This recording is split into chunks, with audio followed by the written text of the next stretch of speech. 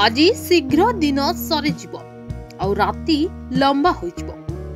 भारत में नवेम्बर मध्य भागରୁ फेब्रुआरी मध्य शीत ऋतु अनुभूत होता है, कारण यह समय सबुठारु अधिक ठंडा पड़ी थाए।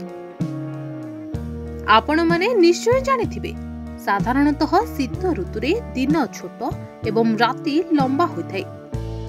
आज अर्थात 21 डिसेम्बर 2024 वर्षर सबुठारु छोट दिन एवं लंबा राति।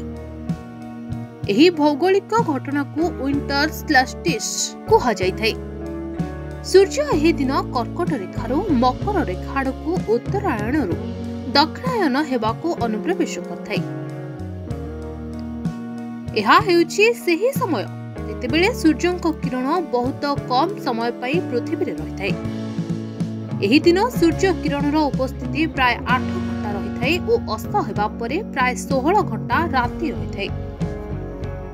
एही सब भौगोलिक अवस्थान को दृष्टि रखी आज हेउछि वर्षर सबुठु छोट दिन। राजधानी भुवनेश्वर पई आज सबुठारु छोट दिन प्राय 10 घंटा 54 मिनिट 24 सेकेंड हेबो, अर्थात दीर्घतम राति प्राय 13 घंटा 5 मिनिट 36 सेकेंड हेबो। किंतु भुवनेश्वर रे डिसेम्बर 15 रु डिसेम्बर 27 जाए प्राय 12 दिन धरी 10 घंटा 54 मिनिट और राति प्राय 13 घंटा 5 मिनिट हुए।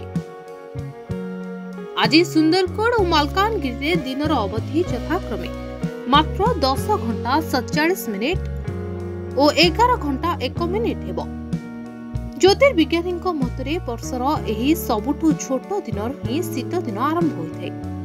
एथिसह धीरे धीरे दिन गुड़िक अधिकरु अधिक लंब हुए। ब्यूरो रिपोर्ट ईरानचल लाइव। तेबे एभली किछि गुरुत्वपूर्ण खबर देखिबाकू चाहंती आम चैनल को लाइक सब्सक्राइब और शेयर करंतु।